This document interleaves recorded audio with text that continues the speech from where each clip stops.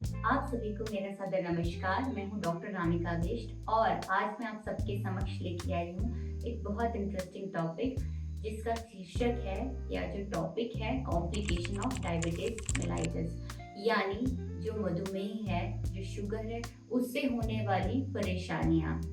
तो उससे होने वाली परेशानियां दो तरीके से होती है, यानी हम उसको दो भागों में बांटते हैं। पहली एक्यूट और दूसरा क्रोनिक। एक्यूट मतलब जो आपको बहुत जल्दी नजर आ जाती है और क्रोनिक मतलब जो आपको कुछ सालों बाद, 10 साल बाद, 20 साल बाद या 15 साल बाद देखने को मिलेंगी।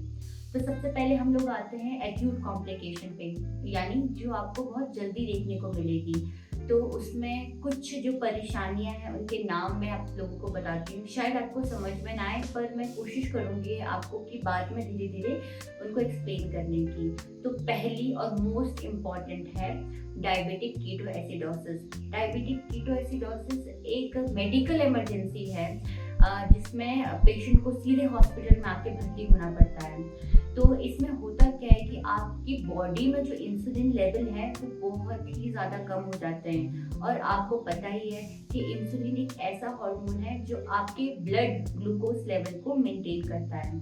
दूसरी कॉम्प्लिकेशन है लैक्टिक एसिडोसिस, और तीसरी कॉम्प्लिकेशन है हमारी हाइपोग्लाइसीमिया।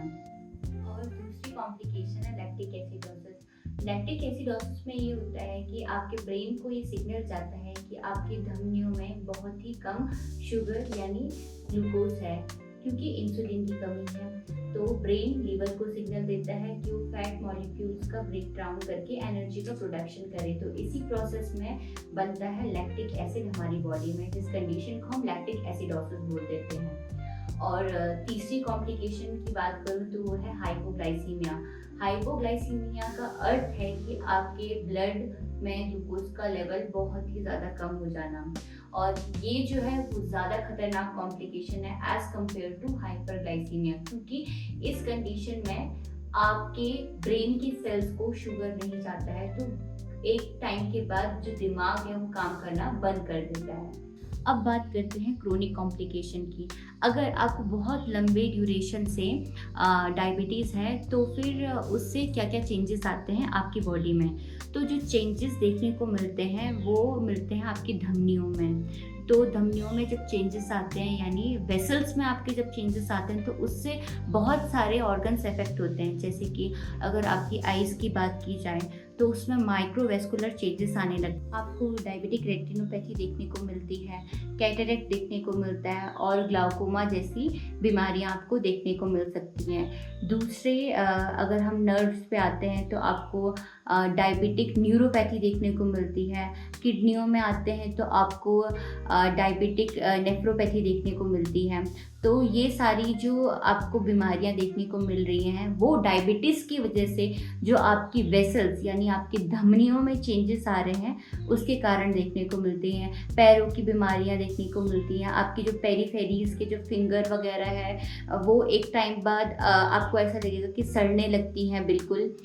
इसके अलावा आपको कुछ नॉन वेस्कुलर यानी जो धमनियों से रिलेटेड चेंजेस नहीं है वो भी देखने को मिलते हैं। जैसे कि आपको सुनाई देना बिल्कुल बंद हो जाता है, और आपको स्किन चेंजेस देखने को मिलते हैं।